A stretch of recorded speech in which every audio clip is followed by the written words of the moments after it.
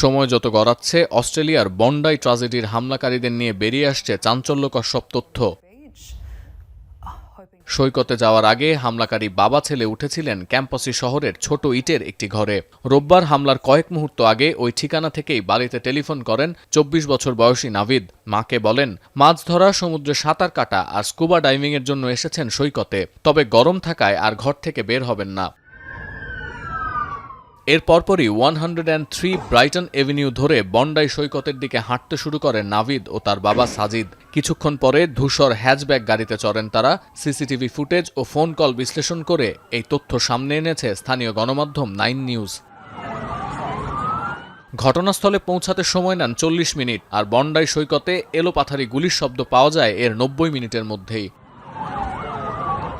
Bondi সৈকতে মর্মান্তিক হামলার পর এই বাবা ছেলের পরিচয় প্রকাশ করেছে নিউ সাউথ ওয়েলস পুলিশ। 24 বছর বয়সী নাভিদ মূলত রাজমিস্ত্রির কাজ করলেও এখন বেকার, আর 50 বছর বয়সী সাজিদ ছিলেন ফল বিক্রেতা।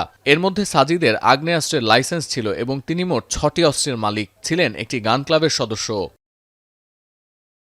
পরে অস্ট্রেলিয়ার স্বরাষ্ট্র মন্ত্রণালয় নিশ্চিত করে 1998 সালে শিক্ষা ভিসায় অস্ট্রেলিয়ায় আসেন সাজিদ। 2001 সালে একে পার্টনার ভিসায় পরিবর্তন করেন এবং বিদেশ ভ্রমণে পরপর 3 বার রেসিডেন্ট রিটার্ন ভিসা পেয়েছেন তিনি। আর ছেলে নাভিদের জন্ম অস্ট্রেলিয়াতেই।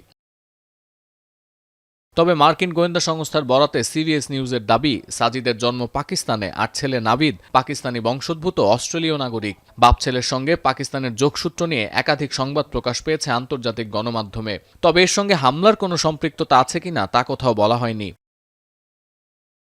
তবে দ্য সিডনি মর্নিং হেরাল্ড পত্রিকায় প্রকাশিত প্রতিবেদনে আরও দাবি করা হচ্ছে, হামলাকারী ওই বাবা ছেলের গাড়িতে পাওয়া গেছে নিষিদ্ধ সন্ত্রাসী সংগঠন ইসলামিক স্টেটের পতাকা। আরও উদ্ধার করা হয়েছে একটি পাইপ বোমা।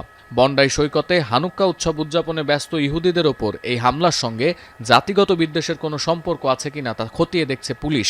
এছাড়া ঘটনাস্থল থেকে উদ্ধার করা হয়েছে 4টি আগ্নেয়াস্ত্র।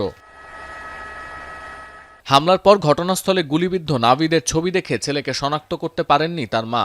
সিডনি মর্নিং হেরাল্ডকে বলেছেন, তার ছেলে এমন কাজ করতে পারে বলে বিশ্বাস করেন না তিনি। আর স্কুলের সহপাঠীদের বক্তব্য, নাভিদ কারো সঙ্গে তেমন মেলামেশা করত না। সতীর্থ কর্মকার, এখন বিশ্ব।